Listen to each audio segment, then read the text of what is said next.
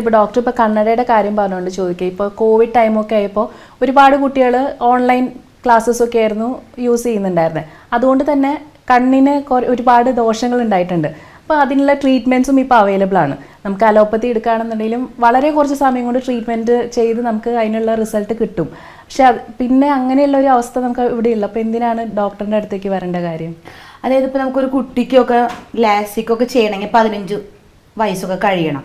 പക്ഷേ ചില കുട്ടികൾക്ക് എന്താ പറ്റുകയെന്ന് വെച്ചിട്ടുണ്ടെങ്കിൽ വിഷൻ ലോസ് ഉണ്ടാവും. അതായത് നമുക്ക് ആ 6 മീറ്റേഴ്സിൽ ലെൻസ് വായിക്കുന്നതിന് പകരം കണ്ണട വെച്ചിട്ടും അവർക്ക് 5 മീറ്ററിലോ അല്ലെങ്കിൽ 4 മീറ്ററിലോ ഒക്കെ കാണാൻ പറ്റുള്ളൂ.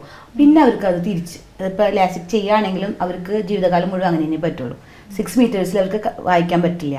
പക്ഷെ ഇവിടുത്തെ എന്താണെന്ന് വെച്ചിട്ടുണ്ടെങ്കിൽ ഇപ്പോൾ പിന്നെ ആയുർവേദത്തിൽ ഇഷ്ടംപോലെ തർപ്പണം അങ്ങനെയെന്നൊക്കെ പറഞ്ഞിട്ട് ഒരുപാട് കോംപ്ലിക്കേറ്റഡ് ആയിട്ടുള്ള ചികിത്സകളുണ്ട്. പക്ഷെ അത് കുറേ വർഷം എടുക്കും. നമുക്ക് എന്താ ഈ കുട്ടികൾക്ക് കാരണം ഇവർ തീരെ കണ്ണട വെക്കില്ല. അപ്പോൾ ആ കൂടുതൽ വിഷനിൽ പ്രശ്നം വന്നുകൊണ്ടിരിക്കുകയാണ് ഇവർക്ക്. പക്ഷെ നമ്മുടെ ചികിത്സയിൽ എൻ്റെ ചികിത്സയിൽ എങ്ങനെയാണെന്ന് വെച്ചിട്ടുണ്ടെങ്കിൽ 7 ഡേയ്സ് മതി. ഒരു 90% കുട്ടികൾ 7 ഡേയ്സ് കൊണ്ട് ഓക്കെ ആവും. അതായത് കണ്ണട അവർക്ക് മാറ്റാൻ പറ്റും. അപ്പോൾ അവരുടെ പവർ നമ്മൾ ചെക്ക് ചെയ്യുകയാണെങ്കിൽ ഇപ്പോൾ ചിലർ എക്സ്ട്രീം മയോപ്പിയ ആയിട്ടൊക്കെ വരും പേഷ്യൻസ്. -15 വരുന്ന പേഷ്യൻസ് ഉണ്ട്. ആ -15 എന്ന് പറയുന്നതിനേക്കാളും കൂടുതൽ സങ്കടം എന്ന് വെച്ചാൽ ഈ കണ്ണട വെച്ചിട്ട് ഇവർക്ക് 1 മീറ്ററിൽ പോലും നിന്നിട്ട് കാണാൻ പറ്റില്ല.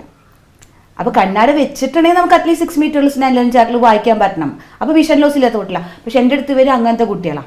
അതിനൊന്നും ഒരു സ്ഥലത്തും ചികിത്സയില്ല. വിഷൻ ലോസ് വന്ന ചികിത്സയില്ല. പിന്നെ അസ്റ്റിഗ്മാറ്റിസിനൊക്കെ നമ്മൾ സർജറി തന്നെ നിവർത്തിയുള്ളൂ. പക്ഷെ അത് ശരിയാവും. പിന്നെ ആംബ്ലിയോപ്പിയ അത് നെർവസ് ഡിസോർഡറാണ് കണ്ണിൻ്റെ. അതെല്ലാം റിവേഴ്സ് ആവും. അതിനൊക്കെ ഈ 7 to 14 മാക്സിമം. അപ്പോൾ എസ്റ്റിഗ്മാറ്റിസും ഇതൊക്കെ മാറാൻ 7 ദിവസം മിക്ക കുട്ടികൾക്കും വേണ്ടു. ഇപ്പോൾ എക്സ്ട്രീം മയോപ്പിയ ആണെങ്കിൽ പോലും 7 ഡേയ്സ് മതി. പക്ഷേ ചിലവർക്ക് മാത്രം വളരെ അപൂർവ ആൾക്കാർക്ക് 14 ദിവസം വേണ്ടു. അവർക്ക് ഫുൾ നോർമലായിരിക്കും. അതായത് കണ്ണട വേണ്ട എന്നുള്ള പോലെ ഒരു റിവേഴ്സ് ആവും.